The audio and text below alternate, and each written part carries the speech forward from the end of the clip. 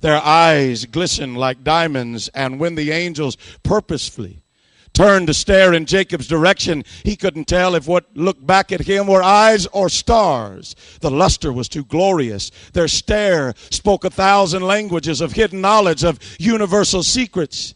The mystery agents of God moved swiftly up and down the granite ladder. The synchronization of their movement was more precise than any military that man could ever formulate, train, or perfect. Line upon line, streaming in and out of the earthly and the heavenly.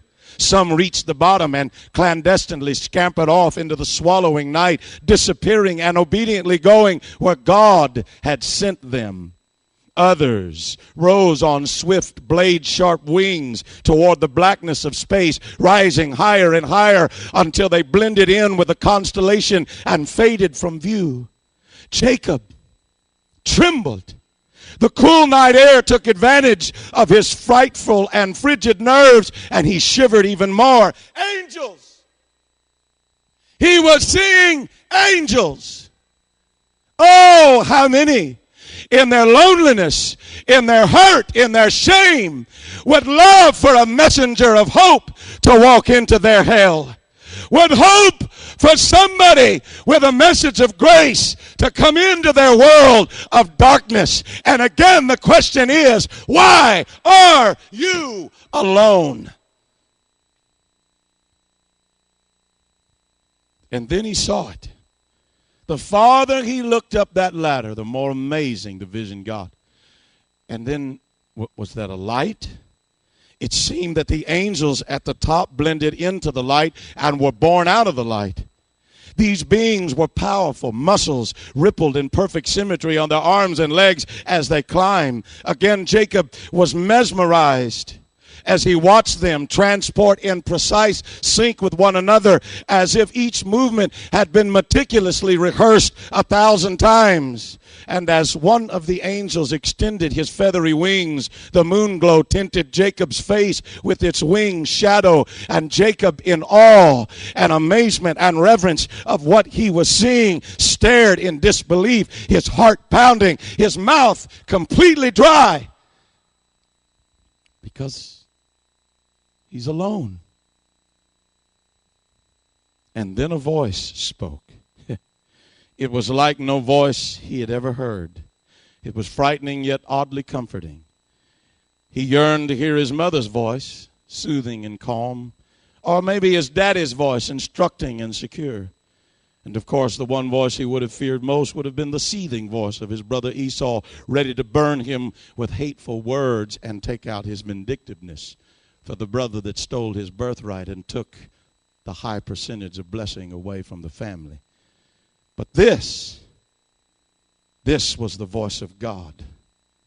Oh, he had heard his father talk about the voice of God. He'd imagined many times what it would sound like. And as a small child, he always equated that voice with his grandfather, Abraham. In fact, he equated everything about God with his grandfather, from his compassionate eyes to his long flowing white beard, which he would playfully tug and be gently scolded by his dad for doing so. And now, for the first time, in this lonely place, beneath the stars, in a desert, in the darkness, in the dreariness, in the depression, on the run, trying to find refuge in a desert among the scavengers, in a desert among the prowling predators, in the desert among the hyenas and the scorpions and the lizards, he hears the voice of God. Let's lift our hands to the Lord for a moment. God, speak to somebody in that place of stormy weather, in that place of chaos, in that place of fear and dread, a voice that can bring peace that passes all understanding. For when you hear that voice, it silences the thunder and it pushes back the swirling clouds, and it lets you believe for a moment, I can escape. I can get out of this. I don't have to live in this shame. I don't have to dwell in this prison. I don't have to wander anymore in this wilderness of confusion. I can come out of this cave. I can live free of this darkness.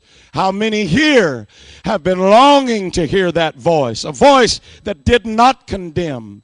A voice that didn't bring back abusing memories. A voice that didn't alarm you or make you flinch or feel frightened.